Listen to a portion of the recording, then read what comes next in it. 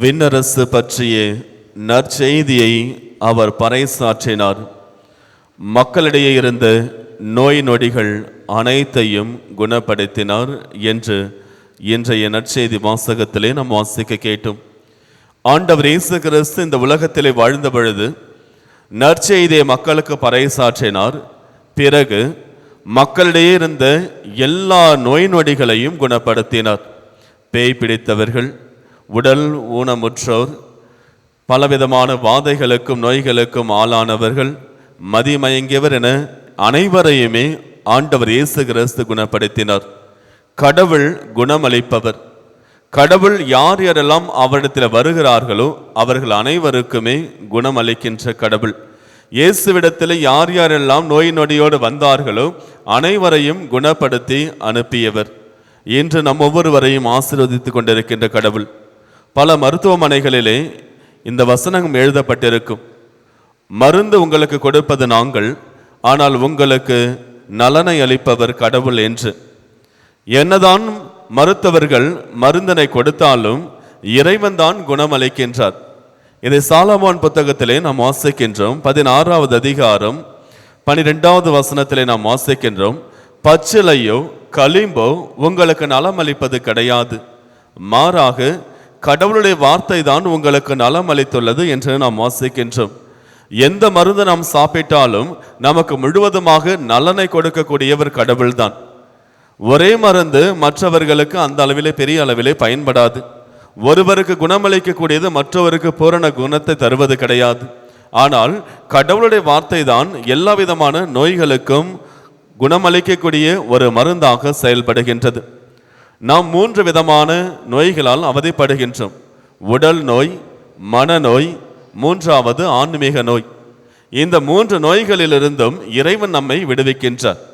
நம்முடைய உடலிலே ஏற்படுகின்ற எல்லா விதமான நோய்களையும் இறைவன் குணப்படுத்துகின்றார். நம்முடைய மனதில் ஏற்படுகின்ற மனக்கவலைகள், எல்லா பிரச்சனைகளையும் இறைவன் தீர்த்து குணப்படுத்துகின்றார். நம்முடைய ஆன்மாவிலே நாம் செய்கின்ற பாவத்தினால் ஆன்மா வலுவிழந்து அது சோர்வுற்று இருக்கின்ற பொழுது ஆன்மாவையும் இறைவன் குணப்படுத்துகின்றார், திடப்படுத்துகின்றார். இவை அனைத்தையும் இறைவனால் மட்டும்தான் செய்ய முடியும். ஏனெனில் நம் ஒவ்வொருவரையும் படைத்தவர் அவர். நம்முடைய உடலை உருவாக்கியவர் கடவுள். உருவாக்கிய அவருக்கு தான் அதிலே பிரச்சனைகள் வருகின்ற பொழுது அதை எப்படி சரி செய்ய முடியும் என்று அனைத்தையும் அறிந்தவர் கடவுள்.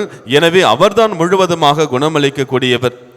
யார் யாரெல்லாம் இந்த ஆண்டவரிடத்திலே முழு நம்பிக்கையோடு வருகிறார்களோ அவர்களை இறைவன் குணப்படுத்துகின்றார். இந்த குணத்தை, இந்த நலனை பெற வேண்டும் என்றால் 2 வகைகளில் தான் நாம் பெற முடியும்.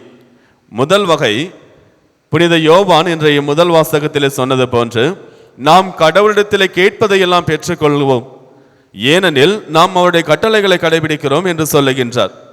கடவுளுடைய கட்டளையை நாம் கடைபிடிக்கின்றோம் என்றால் நாம் இறைவனிடம் கேட்பதையெல்லாம் இறைவன் நமக்கு தருவார்.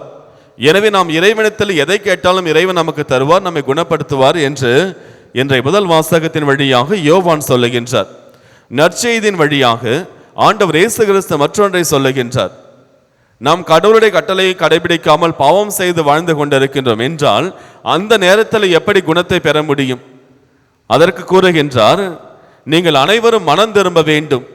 மனம் திரும்பி இறையாட்சியை நீங்கள் ஏற்றுக்கொள்ளுகின்ற பொழுது, நாம் இறைவனுடைய பிள்ளைகளாக மாறுகின்ற பொழுது அவருடைய கட்டளைகளை கடைபிடிக்கின்றவர்களாக மாறிவிடுகின்றோம். பாவம் செய்து கொண்டிருக்கின்றவர்கள் எப்படி குணத்தை பெற முடியும் என்றால் தங்களுடைய பாவ வழிகளை எல்லாம் விட்டுவிட்டு அவர்கள் மனம் திரும்புகின்ற பொழுது இறைவனுடைய பிள்ளைகளாக மாறுகிறார்கள். அதன் வழியாக குணத்தை பெறுகிறார்கள். இயேசுவில் பிரியமான சகோதர சகோதரிகளை, திருப்பாடல் 103 2வது வசனத்திலே நாம் வாசிக்கின்றோம். இதோ கடவுள் உங்களுடைய குற்றங்களை எல்லாம் மன்னிக்கின்றார், கடவுள் உங்களுடைய நோய்கள் அனைத்தையும் குணமாக்குகிறார் என்று. எனவே நாம் இறைவனிடத்திலே முழு நம்பிக்கையோடு வருவோம். அவருடைய கட்டளைகளை கடைபிடிப்போம். கட்டளைகளை கடைபிடிக்கின்ற பொழுது நாம் அவரிடத்தில் கேட்பது அனைத்தையும் பெற்றுக்கொள்வோம். நாம் பாவ வழிகளிலே இருந்து கொண்டிருக்கின்றோம் என்றால் ஆண்டவர் இயேசு கிறிஸ்து சொல்வது போன்று நாம் மனம் திரும்பி அவரிடத்தில் கேட்கின்ற பொழுது இறைவன் நமக்கு அருள்வார். ஆமென்.